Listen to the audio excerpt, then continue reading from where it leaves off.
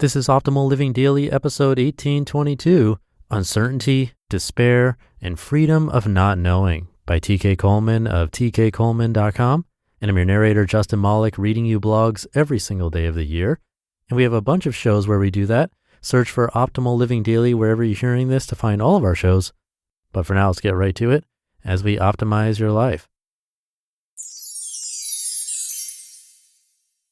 Uncertainty, Despair, and Freedom of Not Knowing by TK Coleman of tkcoleman.com.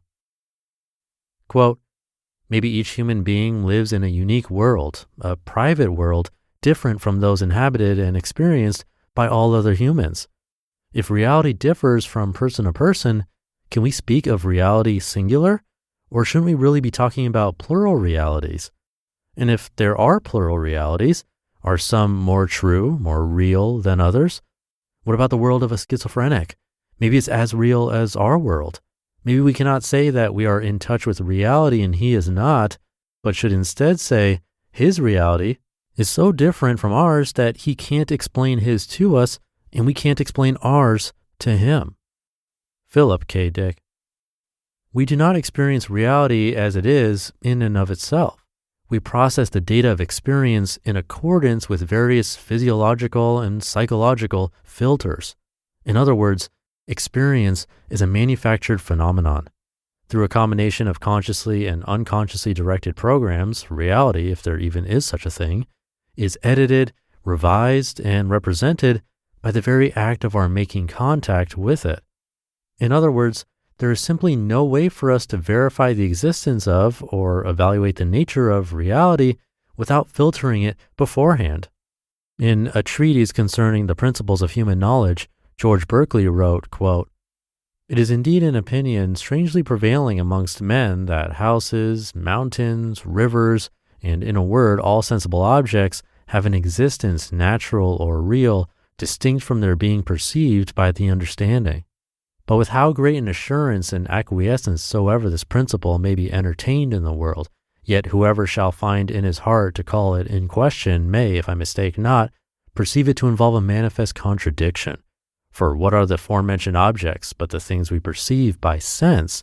And what do we perceive besides our own ideas or sensations? And is it not plainly repugnant that any of these or any combination of them should exist unperceived? End quote. Imagine trying to figure out what a particular item of food tastes like, but before you could bite into it, you had to first season it with pepper, garlic, lemon, and butter. You'd still have a valid experience of food tasting, but the experience would be skewed by the seasoning you applied to it before eating. Ditto for perception. All of our observations are uniquely skewed by the peculiar seasoning of each person's individuality.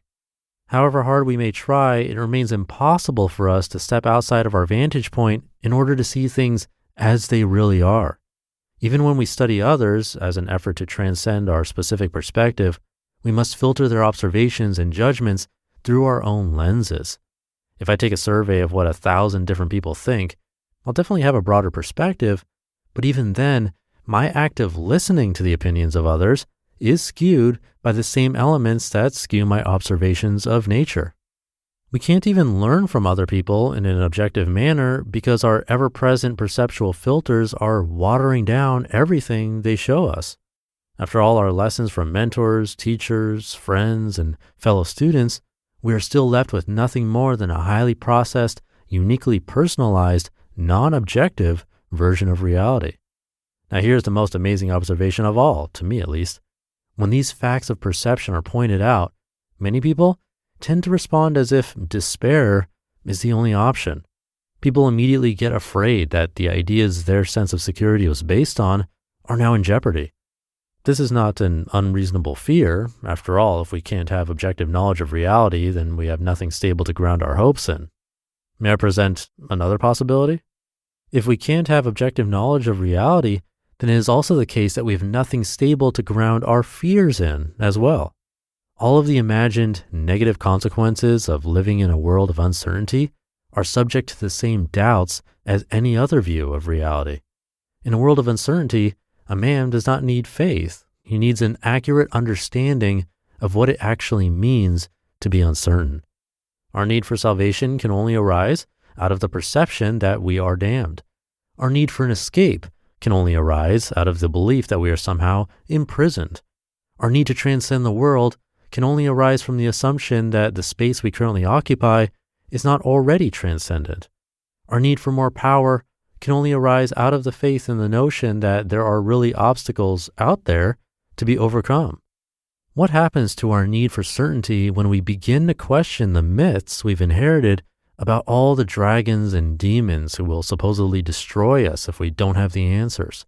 The more I unlearn, the more I begin to suspect the following. We do not need certainty. We need liberation from the unsubstantiated assumption that uncertainty is some kind of threat against which we need to arm ourselves. If one is truly doubtful and uncertain, he must also be doubtful of his doom and uncertain of despair. You just listened to the post titled Uncertainty, Despair, and Freedom of Not Knowing by TK Coleman of tkcoleman.com. And thank you to TK, a deep one to consider this weekend. My metaphor for this that I learned in a meditation class back in college is that we're all wearing lenses, whether we like it or not. And the shades of those lenses can even change, not just over time, but minute by minute with our mood too. So many factors go into those lenses, and no one is wearing the same shade. We all see things through these colors and can never truly see the real color because we can't get rid of these lenses. It's just part of human nature. And while this is a sight analogy, many people listening to this might not be able to see, but it's still true for what we hear, or like TK mentioned, what we taste. Everything is filtered. But instead of throwing our hands up in the air in despair, like TK said, we can apply this to fears too and see that maybe those are not truly grounded in any reality per se, but just something going on within us. Definitely want to think about on a deeper level. So thank you again to TK for that. Thank you for being here and listening every day, including weekends, if you're listening in real time. And I'll see you tomorrow for Minimalist Monday, where your optimal life awaits.